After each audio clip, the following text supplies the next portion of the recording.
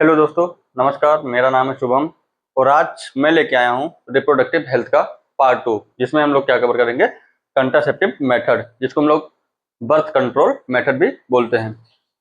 Part 1 में हम लोगों ने इस चैप्टर का इंट्रोडक्शन देखा था और जाना था कि इस चैप्टर को पढ़ना इंपॉर्टेंट क्यों है। तो बेसिकली हम लोग यही देखे थे कि हम लोग की जो इंडिया की पॉपुलेशन है वो बहुत तेजी से बढ़ रही है। तो मेन पर्पज ये था कि पॉपुलेशन को कंट्रोल किया जाए। अगर पॉपुलेशन कंट्रोल हो जाती है तो हम लोग के इंडिया से पॉवर्टी खत्म हो जाएगी, तो सभी लोगों को नौकरी मिल जाएगी, सब लोग खुश रहेंगे। तो आइए बिना समय बर्बाद किए हम लोग पार्ट 2 स्टार्ट करते हैं। तो बर्थ कंट्रोल या कंट्रासेप्टिव मेथड होता क्या है? इसमें हम लोग बेसिकली करते हैं कि कोई मेथड होता है, जैसे एक बैरियर मेथड होता है, आर्टिफिशियल नेचुरल मेथड होता है, कई सारे मेथड होते हैं जो भी पढ़ेंगे। तो इसमें क्या करते हैं हम लोग, they prevent conception as well as pregnancy. हम लोग इसमें कंसेप्शन का मीन्स होता है कि स्पर्म और ओवम को फर्टिलाइज होने से रोकते हैं और साथ ही साथ प्रेगनेंसी ना सेटल हो, ये चीज भी हम लोग रोकते हैं। अब जब प्रेगनेंसी नहीं होगी तो चाइल्ड बर्थ नहीं होगा, चाइल्ड बर्थ नहीं होगा तो पॉपुलेशन कंट्रोल हो जाएगी।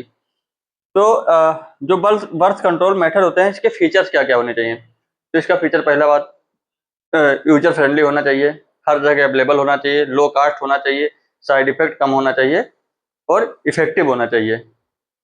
तो इसी के पॉइंट्स हमने लिखे हैं। क्या होना चाहिए? इजिली अवेलेबल होना चाहिए, हर जगह मिल जाना चाहिए, साथ ही साथ स्टॉप प्रेगनेंसी, ये क्या करे, प्रेगनेंसी को रोके। तो मेन पर्पज यही है कि बर्थ कंट्रोल मेथड और कंट्रासेप्टिव मेथड का मतलब यही है कि प्रेगनेंसी को स्टॉप करे। तो मेन पॉइंट हो गया कि stop pregnancy. Should have less side effect, इसके जो साइड इफेक्ट है वो कम होने चाहिए। साइड इफेक्ट मीन्स, जैसे मान लीजिए कोई इंटरकोर कर रहा है तो इसको बैरियर मेथड को, सॉरी, कंट्रासेप्टिव मेथड को यूज करने से उसको उसके इंटरकोर पे कोई इफेक्ट नहीं पड़ना चाहिए, हेल्थ रिलेटेड कोई इफेक्ट नहीं पड़ना चाहिए। वैसे ये काफी अच्छा है। ये क्या करता है, सेक्सुअल ट्रांसमिटेड डिजीजेज को भी, इसमें कुछ सारे ऐसे मेथड होते हैं जो फैलने से रोकते हैं। साथ ही साथ क्या होना चाहिए, रिवर्सिबल होना चाहिए। रिवर्सिबल मीन्स अगर इसको यूज करना आप बंद कर दें, इस मेथड को, आप बर्थ कंट्रोल मेथड को या कंट्रासेप्टिव मेथड को अगर आप यूज करना बंद कर दें तो अगर जब आप चाहें तो बाद में प्रेगनेंसी भी सेटल हो जानी चाहिए। तो वही मैंने लिखा, स्टॉपेज ऑफ यूज, जब हम लोग इसका स्टॉपेज कर दें तो मे लीड टू प्रेगनेंसी, तो प्रेगनेंसी सेटल हो जानी चाहिए। पांचवा point, should be user friendly. कैसा होना चाहिए? यूजर फ्रेंडली होना चाहिए, किसी से कोई शरण नहीं होना चाहिए, फ्रेंडली होना चाहिए, हर जगह अवेलेबल होना चाहिए। ये सारे इसके फीचर्स हैं, बर्थ कंट्रोल मेथड के सारे फीचर्स हैं। अब एक बार इसको हम लोग क्विक रिवाइज करते हैं। बर्थ कंट्रोल क्या होता है? बर्थ कंट्रोल वो मेथड होता है जिसमें हम लोग प्रेगनेंसी को सेटल होने से रोकते हैं, स्पर्म ओवम को फर्टिलाइज होने से रोकते हैं। इसके फीचर्स क्या क्या होने चाहिए? इजिली अवेलेबल होना चाहिए, प्रेगनेंसी को स्टॉप करना चाहिए। तो प्रेगनेंसी को तो स्टॉप करेगा ही, क्योंकि बर्थ कंट्रोल मेथड का यही काम है। मैं इसमें, इसका मेन डिफिनेशन ये है कि प्रेगनेंसी को स्टॉप करे, तो स्टॉप प्रेगनेंसी करे। इसके साइड इफेक्ट कम होने चाहिए। शुड बी रिवर्सिबल, रिवर्सिबल होना चाहिए। जब भी हम इसका स्टॉप कर दें, मतलब यूज करना बंद कर दें, तो प्रेगनेंसी सेटल हो जानी चाहिए। और साथ ही साथ शुड बी यूजर फ्रेंडली। कैसा होना चाहिए? यूजर फ्रेंडली होना चाहिए। अब जो ये बर्थ कंट्रोल मेथड होता है, दो तरीके का होता है। एक नेचुरल मेथड होता है, एक आर्टिफिशियल होता है। आर्टिफिशियल मीन्स क्या होता है? मैन मेड, जिसमें हार्मोन्स का यूज किया जाता है, बैरियर का यूज किया जाता है। लेकिन जो नेचुरल मेथड होता है वो नेचुरली होता है। तो इसको नोट कर लीजिए, फिर हम लोग देखते हैं इसके टाइप्स।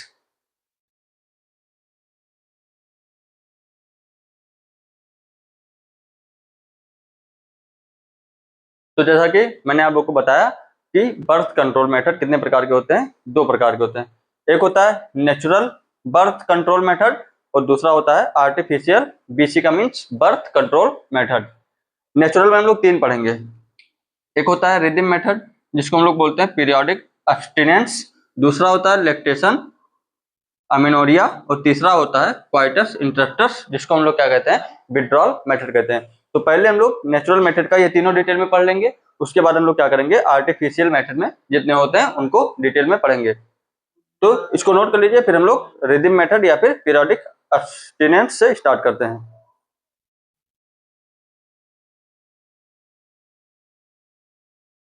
तो आइए देखते हैं नेचुरल बर्थ कंट्रोल मेथड का पहला मेथड, जिसको हम लोग क्या बोले थे, रिदम मेथड या फिर पीरियोडिक अब्स्टिनेंस। इसके बाद में क्या था, दूसरा लैक्टेशन अमेनोरिया।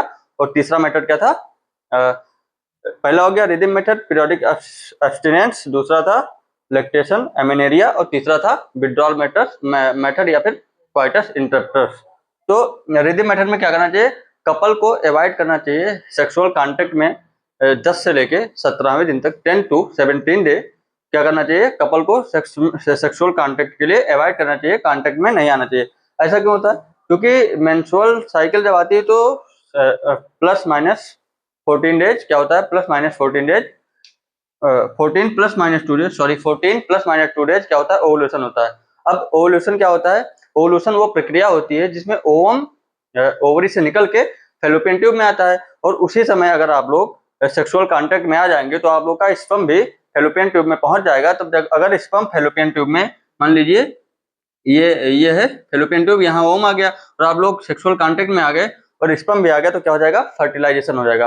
ये लोगों में वेरी करता है, किसी का मेंस्ट्रुअल साइकिल 28 दिन का होता है, किसी का 30 दिन का होता है, किसी का 32 दिन का होता है, उसके अकॉर्डिंग। तो प्लस माइनस 14 डेज मतलब इसको अगर देखा जाए तो माइनस करिए 2 तो कितना हो जाएगा, 12 दिन, और प्लस करिए तो कितना दिन हो जाएगा, 16 दिन। तो ओवुलेशन बेसिकली 12 से लेके 16 दिन में होगा, लेकिन स्पर्म की लाइफ कितने दिन होती है, 2 दिन होती है। कितने दिन होती है, 2 दिन, मीन्स 48 आवर। 48 आवर स्पर्म की लाइफ है, मैंने लिख दिया स्पर्म की लाइफ 48 आवर और ओवम की लाइफ 24 आवर, मतलब 1 डे। तो जैसे स्पर्म की लाइफ 48 आवर है, यानी कि 2 डे है, तो अगर हम लोग मान लीजिए 10वें दिन क्या करते हैं, सेक्सुअल कांटेक्ट में आ जाते हैं, तो हम लोग का स्पर्म जो है फैलोपियन ट्यूब में, यूट्रस में ऐसे पड़ा रहेगा, क्योंकि लाइफ 2 दिन तक रहती है। और मान लीजिए 12वें दिन ओवुलेशन हो गया तो क्या हो जाएगा, फर्टिलाइजेशन हो जाएगा। इसीलिए हम लोग ने क्या बोला कि 12 से लेके 17 दिन तक। अब 17वें दिन क्यों नहीं करना चाहिए, सेक्सुअल कांटेक्ट में क्यों नहीं आना चाहिए? इसका मेन रीजन क्या है, ओवम की लाइफ 1 दिन रहती है। क्या रहती है, ओवम की लाइफ 1 दिन रहती है। मान लीजिए 16वें दिन ओवुलेशन हुआ तो 17वें दिन तक क्या रहेगा, ओवम जिंदा रहेगा। और अगर उस दिन हम लोग का स्पर्म जो है यूट्रस में पहुंच गया तो क्या हो जाएगा, फर्टिलाइजेशन हो जाएगा, फैलोपियन ट्यूब में पहुंच के फर्टिलाइजेशन हो जाएगा। इसीलिए मैंने लिखा है couple should avoid sexual contact between 10 to 17 days of menstrual cycle. इसीलिए मेंस्ट्रुअल साइकिल के 10 से लेकर 17वें दिन तक क्या करना चाहिए, हम लोग को सेक्सुअल कांटेक्ट में आने से बचना चाहिए, ताकि प्रेगनेंसी ना सेटल हो। तो ये था रिदम मेथड। अब इसके बाद हम लोग क्या देखेंगे, लैक्टेशन अमेनोरिया। तो आइए देखते हैं नेचुरल बर्थ कंट्रोल मेथड का दूसरा मेथड, जिसको हम लोग क्या बोलते हैं, लैक्टेशन अमेनोरिया। पहला मेथड हम लोग देख चुके हैं, जिसमें क्या था, पहले मेथड में हम लोगों ने पढ़ा था, 1 मिनट,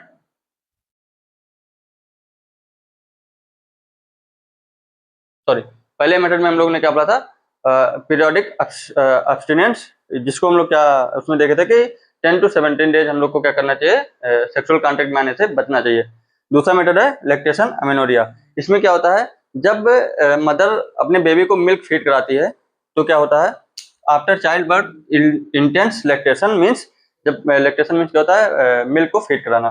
तो जब चाइल्ड का बर्थ होता है तो जब मदर बेबी को क्या करती है, मिल्क फीड कराती है, तो जो गोनेडोट्रोफिन रिलीजिंग हार्मोन होता है वो स्टॉप कर देता है सिक्रेशन, किसका, follicle stimulating hormone and luteinizing hormone का सिक्रेशन स्टॉप कर देता है। अगर इसका सिक्रेशन स्टॉप हो गया, इन्हीं दोनों की वजह से आप लोग पढ़ेंगे ह्यूमन रिप्रोडक्शन में क्या होता है, इन्हीं की वजह से मेंस्ट्रुअल साइकिल चलती है, इन्हीं दोनों हार्मोन पे डिपेंड रहती है। तो अगर फॉलिकल स्टिमुलेटिंग हार्मोन और ल्यूटिनाइजिंग हार्मोन अगर स्टॉप हो जाएगा, सिक्रेशन स्टॉप हो जाएगा, तो क्या हो जाएगी, मेंस्ट्रुअल साइकिल भी स्टॉप हो जाएगी। और अगर मेंस्ट्रुअल साइकिल स्टॉप हो गई तो आप लोग जानते होंगे कि जब मेंस्ट्रुअल साइकिल चलती है तो 14 to 16 डेज, मतलब 12 to 16 days plus minus 14 plus minus 2 days पे क्या होता है, ओवुलेशन होता है, वेरी करता है। ओवुलेशन में क्या होता है, इस ओवरी से ओम निकल के फैलोपियन ट्यूब में आता है। अगर उसी दौरान हम लोग सेक्सुअल कांटेक्ट में आ जाते हैं तो फर्टिलाइजेशन होता है। जब मेंस्ट्रुअल साइकिल स्टॉप रहेगी, अगर मान लीजिए मेंस्ट्रुअल साइकिल स्टॉप है, ओवुलेशन ही नहीं हो रहा है, ओवुलेशन नहीं हो रहा है तो क्या होगा, फर्टिलाइजेशन नहीं होगा। तो उस दौरान हम लोग क्या कर सकते हैं, सेक्सुअल कांटेक्ट में आ सकते हैं, वो सेफ टाइम होता है। लगभग ये कितने महीने तक मेंस्ट्रुअल साइकिल स्टॉप रहती है, नियरली 6 मंथ तक क्या रहता है, स्टॉपेज ऑफ मेंस्ट्रुअल साइकिल लगभग 6 महीने तक स्टॉप रहती है। तो वही मैंने लिखा है, stoppage of menstrual cycle, lactation amenorrhoea means stoppage of menstrual cycle. क्या होता है, इसको एक बार हम लोग फिर से रिवाइज कर लेते हैं। क्या होता है इसमें, आफ्टर चाइल्ड बर्थ, जब चाइल्ड का बर्थ होता है तो जब मदर बेबी को मिल्क फीड कराती है तो क्या होता है, गोनोडोट्रोफिन रिलीजिंग हार्मोन जो होता है वो फॉलिकल स्टिमुलेटिंग हार्मोन और ल्यूटिनाइजिंग हार्मोन को सिक्रेट करना बंद कर देता है। और अगर वो सिक्रेट होना बंद हो गया तो मेंस्ट्रुअल साइकिल बंद हो जाएगी, क्योंकि यही दोनों हार्मोन क्या करते हैं, फॉलिकल स्टिमुलेटिंग हार्मोन और ल्यूटिनाइजिंग हार्मोन क्या करते हैं, मेंस्ट्रुअल साइकिल को मेंटेन करते हैं। तो ये दोनों हार्मोन ही नहीं रह गए, मान लीजिए सिक्रेट ही नहीं हो रहे हैं तो मेंस्ट्रुअल साइकिल भी नहीं होगी। और अगर मेंस्ट्रुअल साइकिल नहीं हो रही है तो ओवुलेशन नहीं होगा, ओवुलेशन नहीं होगा तो फर्टिलाइजेशन नहीं होगा। इसीलिए हम लोग क्या कहते हैं कि जब न्यू बॉर्न बेबी का बर्थ होता है तो जब मदर 6 महीने तक क्या करती है, मिल्क फीड कराती है, तो मेंस्ट्रुअल साइकिल स्टार्ट रहती है, तो उस दौरान हम लोग सेक्सुअल कांटेक्ट में आ सकते हैं, फर्टिलाइजेशन नहीं होगा। लेकिन अब ये सारे केसेस लगभग खत्म हो गए, सिर्फ किताबों में अच्छा लगता है। क्योंकि क्या होता है, जैसे बच्चा 2 महीने का होता है, 3 महीने का होता है, बाहर का मिल्क, मदर लोग बेबी को बाहर का मिल्क देने लगती है, तो कंटिन्यू हो जाता है मेंस्ट्रुअल साइकिल, इसलिए मतलब फेलियर भी इसके बहुत ज्यादा है। अब इसके बाद हम लोग देखेंगे तीसरा method, natural birth control method में जो तीसरा मेथड है वो क्या था, विड्रॉल मेथड। विड्रॉल मेथड में क्या होता है, जब हम लोग सेक्सुअल कांटेक्ट में है, मान लीजिए हम लोग सेक्सुअल कांटेक्ट में है, सेक्सुअल कांटेक्ट में मान लीजिए कोई बंदा सेक्सुअल कांटेक्ट में है, इसके बाद में जब उसका स्पर्म रिलीज होने वाला रहता है, क्या होता है, जब स्पर्म रिलीज होने वाला रहता है तो वो क्या करता है, अपने पेनिस को इजेक्ट कर लेता है, बाहर निकाल लेता है और स्पर्म को बाहर इजुकुलेट कर देता है, इंसेमिनेशन नहीं करता है। लेकिन इसके फेलियर भी बहुत ज्यादा है, इसको नोट कर लीजिए, फिर उसके पॉइंट्स भी हम लोग लिख लेते हैं।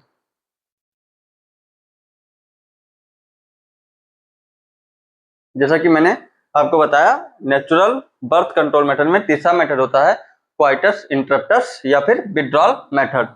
इसमें मैंने बताया कि मेल पार्टनर जब सेक्सुअल कांटेक्ट में रहता है तो जब उसका स्पर्म रिलीज होने वाला रहता है उससे पहले क्या करता है, पेनिस को इजुकुलेट कर लेता है और स्पर्म का बाहर इजुकुलेशन करा लेता है, इससे इंसेमिनेशन नहीं होता है, उसी को मैंने लिख दिया है। A male partner should withdraw taken out penis from vagina just before ejaculation of semen so that insemination do not occur. इसका मतलब क्या है कि जब भी मेल पार्टनर सेक्सुअल कांटेक्ट में हो तो जब भी क्या हो, एजुकुलेशन होने वाला हो, स्पर्म रिलीज होने वाला हो, तो क्या करे, अपने पेनिस को फ्रॉम वजाइना बाहर कर ले, जिसकी वजह से इंसेमिनेशन ना हो और फर्टिलाइजेशन ना हो। तो ये थे natural method, natural birth control method, जिसमें हम लोगों ने 3 मेथड पढ़े। पहला हम लोगों ने पढ़ा पीरियोडिक एब्स्टिनेंस, दूसरा हम लोगों ने पढ़ा लैक्टेशन अमेनोरिया, और तीसरा हम लोगों ने पढ़ा विड्रॉल मेथड, जिसको हम लोग बोलते हैं क्वाइटस इंटरप्टस। अब हम लोगों के पास है आर्टिफिशियल मेथड। आर्टिफिशियल मेथड वो मेथड होता है जिसमें हम लोग कोई बैरियर यूज करते हैं, पिल्स यूज करते हैं, केमिकल पिल्स यूज करते हैं, इंट्रायूट्राइन डिवाइजेज यूज करते हैं, तो उन्हीं सारी चीजों को हम लोग देखेंगे। तो इसको नोट कर लीजिए, उसके बाद हम लोग क्या स्टार्ट करेंगे, आर्टिफिशियल मेथड।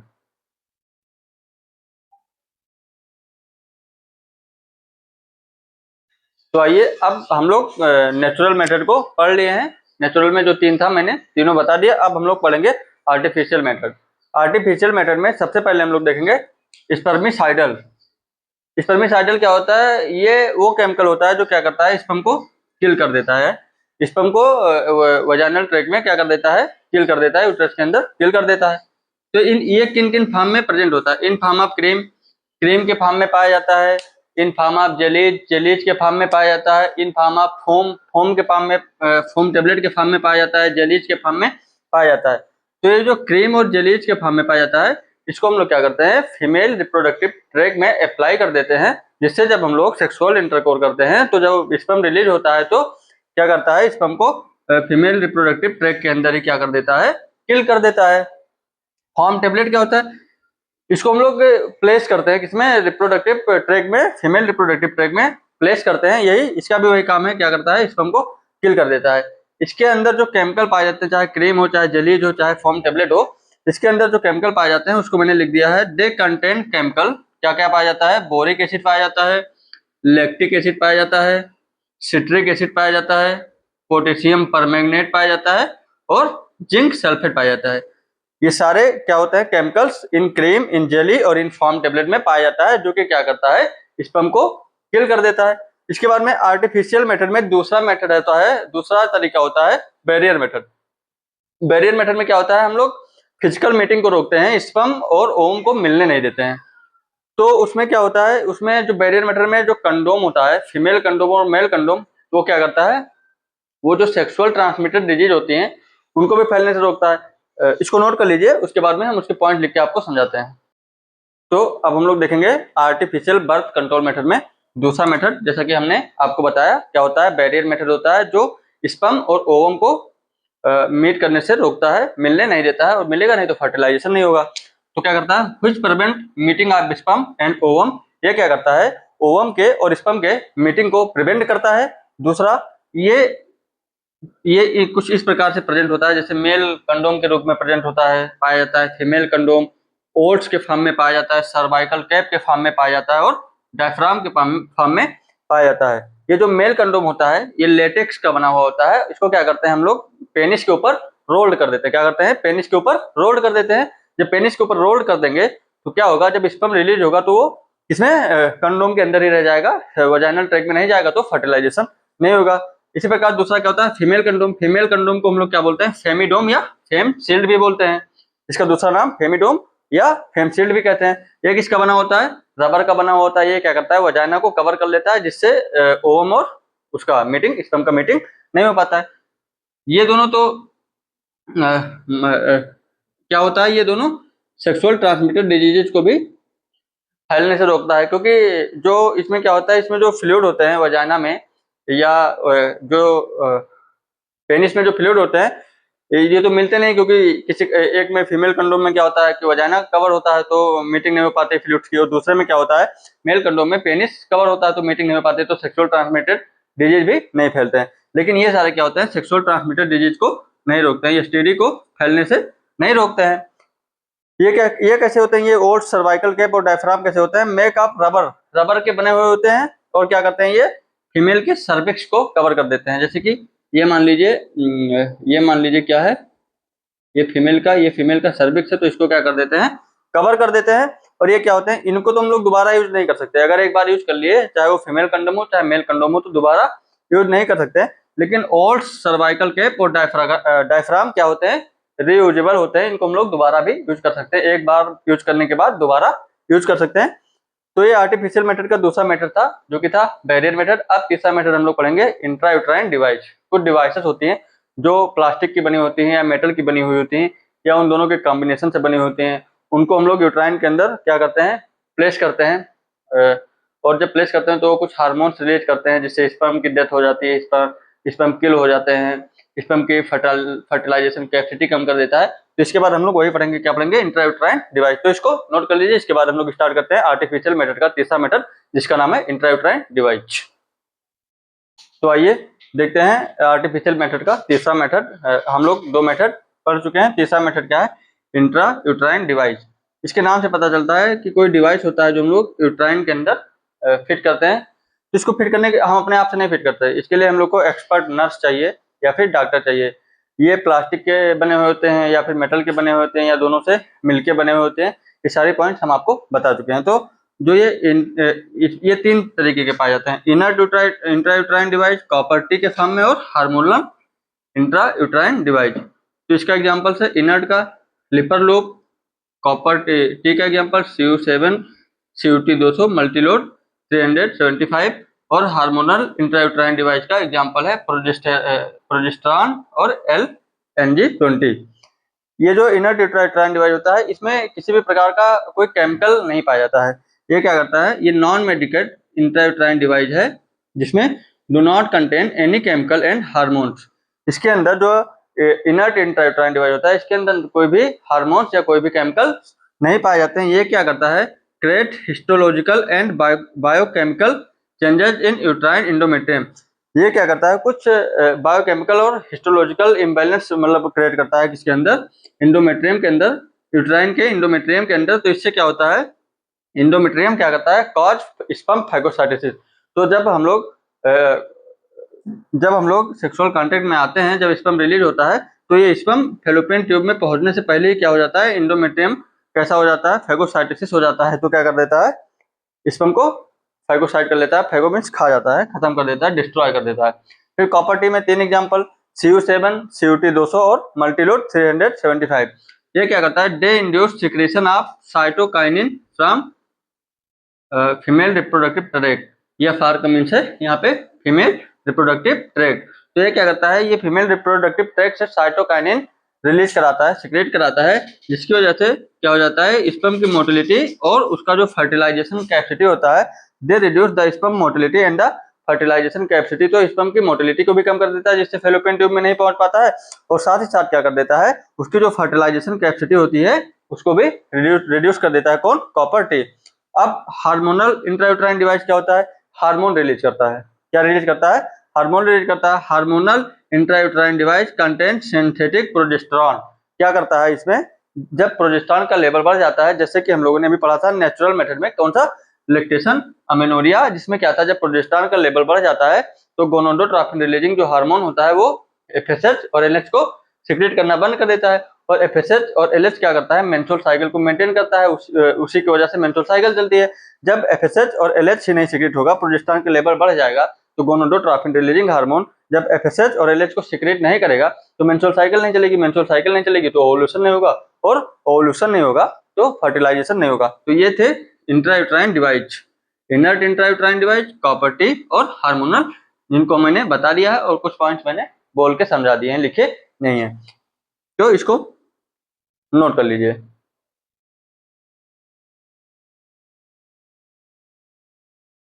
तो अब हम लोग देखेंगे आर्टिफिशियल मेथड में चौथा मेथड, जो कौन सा है, बर्थ कंट्रोल पिल्स। ये कैसा होता है, ओरल पिल्स होते हैं, इसको हम लोग ओरली लेते हैं। कैसे लेते हैं, ओरली लेते हैं। ये दो टाइप के होते हैं, कैसे, एक स्टेरॉइडल पिल्स होता है, एक नॉन स्टेरॉइडल पिल्स होता है। कैसा होता है, एक स्टेरॉइडल पिल्स होता है, दूसरा नॉन स्टेरॉइडल पिल्स होता है। These pills contain combination of progesterone and estrogen. क्या करते हैं, ये जो स्टेरॉइडल पिल्स होते हैं, इनमें प्रोजेस्टेरोन और एस्ट्रोजन का कॉम्बिनेशन पाया जाता है। जब मान लीजिए इसमें, और ये tablet taken from 5th day of menstrual cycle, menstrual cycle जब आती है उसके 5वें दिन से लेके लगातार हम लोग को 21 दिन तक इसका यूज करना पड़ता है। इसका एग्जाम्पल माला डी है। अब इसका इफेक्ट कैसे एनसीईआरटी में नहीं है, लेकिन मैं बता देता हूँ। जब भी हम लोग देखे थे, जैसे लैक्टेशन अमेनिया में था, प्रोजेस्टेरोन का लेवल बढ़ जाता है तो गोनाडोट्रोपिन रिलीजिंग हार्मोन एफएसएच और एलएच को रिलीज नहीं करते हैं। जब एफएसएच और एलएच नहीं रिलीज होगा तो मेंस्ट्रुअल साइकिल स्टॉप हो जाएगी, और जब मेंस्ट्रुअल साइकिल स्टॉप हो जाएगी तो ओवुलेशन नहीं होगा। मैं इसमें और क्या होता है, जो इंडोमेट्रियम होता है वो कुछ म्यूकस सिक्रेट करता है जो कि स्पर्म की मोटिलिटी को कम कर देता है। तो ये था steroidal pills. Non steroidal pills में एग्जांपल है सहेली। सहेली को पहली बार किसने, सहेली को कहाँ डिस्कवर किया गया था, central drug research institute Lucknow. Lucknow में ये टेबलेट बनी थी सहेली। वंस अ वीक पिल है, इसको हफ्ते में एक बार यूज करना पड़ता था, इसको लगातार 21 दिन तक इस्तेमाल करना पड़ता था। ये क्या करता है, इम्प्लांटेशन ऑफ एम्ब्रियो को रोक देता है, एम्ब्रियो को इम्प्लांट नहीं होने देता है। ये थे बर्थ कंट्रोल मेथड पिल्स का, पिल्स के थ्रू कैसे हम लोग कंट्रोल करते थे आर्टिफिशियल मेथड में, बर्थ कंट्रोल पिल्स थे। अब इसके बारे में हम लोग देखेंगे पांचवा, इम्प्लांट।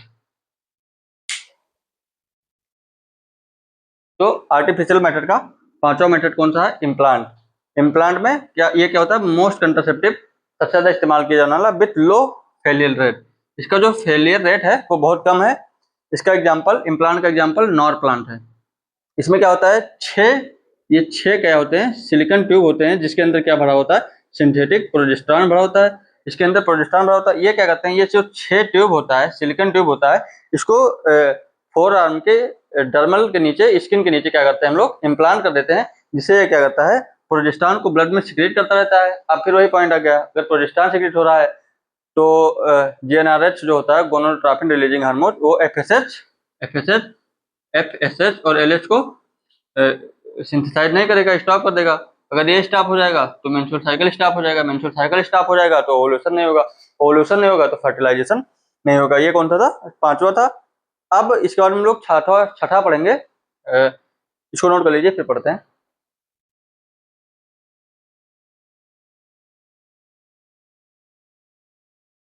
तो आइए देखते हैं आर्टिफिशियल मेथड का छठवां मेथड, जिसको हम लोग क्या कहते हैं, इमरजेंसी कंट्रासेप्टिव। इसका यूज हम लोग जब करते हैं, मान लीजिए कोई का रेप केस है, किसी का रेप केस है, या फिर सेक्सुअल असॉल्ट हुआ है किसी के साथ में, या कैजुअल अनप्रोटेक्टेड सेक्स कर लिया है किसी ने, तो उस समय इसका इस्तेमाल कर सकते हैं। इसमें क्या होता है, इसमें जो है highly concentrated progesterone and as well as moderate estrogen. इसमें हाईली कंसंट्रेटेड प्रोजेस्टेरोन पाया जाता है और थोड़े लेवल में एस्ट्रोजन पाया जाता है। तो क्या करता है, ये एंडोमेट्रियम की वॉल को ब्रेक कर देता है, जिससे क्या होता है, प्रेगनेंसी नहीं सेटल हो पाती है।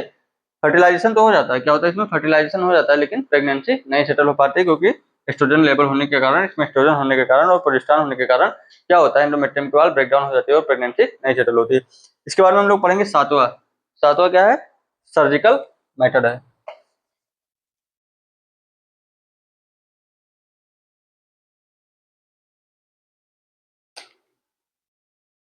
सातवां हम लोग पढ़ेंगे सर्जिकल मेथड। इसको हम लोग क्या बोलते हैं, परमानेंट परमानेंट मेथड। क्या बोलते हैं, परमानेंट मेथड। ये रिवर्सिबल नहीं होता है, अगर इसको एक बार किसी ने करा लिया तो फिर इसके रिवर्सिबल होने के चांसेस बहुत ही कम होते हैं। इसकी रिवर्सिबिलिटी कैसी होती है, 4 होती है। और रिवर्सिबिलिटी। इसमें दो होता है, एक होता है वासेक्टॉमी और दूसरा होता है ट्यूबेक्टॉमी। वासेक्टॉमी एक एक दूसरा होता है ट्यूबेक्टॉमी। वासेक्टॉमी में क्या करते हैं, मेल के वास्ट डिफरेंस को कट कर देते हैं। मान लीजिए मेल के वास्ट डिफरेंस है, इसी के थ्रू क्या होता है, स्पर्म आता है, तो इसको कट कर देंगे। कट करने के बाद में इसको टाइट कर देंगे, इधर से भी और इधर से भी। तो क्या होगा, जो ये स्पर्म होता है जो वास्ट डिफरेंस से आता है वो आगे नहीं बढ़ पाएगा। आगे नहीं बढ़ पाएगा तो स्पर्म रिलीज नहीं होगा।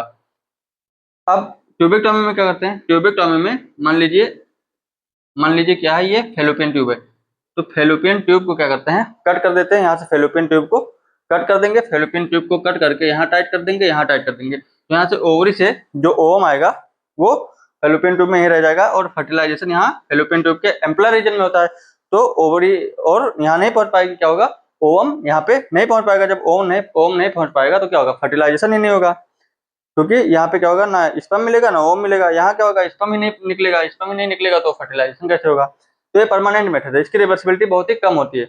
ये वही कराते हैं बेसिकली जिनको अब बच्चों की जरूरत नहीं होती, चाइल्ड की नीड नहीं होती, वो ये करा सकते हैं, वासेक्टॉमी और ट्यूबेक्टॉमी। तो ये पूरा था हम लोग का रिप्रोडक्टिव हेल्थ का पार्ट 2, जिसमें हम लोग पूरा कंट्रासेप्टिव मेथड को, बर्थ कंट्रोल मेथड को डिटेल में कवर किए हैं कम से कम समय में। Thank you. अगर वीडियो अच्छी लगे तो लाइक करें, शेयर करें, सब्सक्राइब करें। पार्ट 3 में हम लोग MTP से स्टार्ट करेंगे, मेडिकल टर्मिनेशन ऑफ प्रेगनेंसी, जिसको हम लोग क्या बोलते हैं, एबॉर्शन।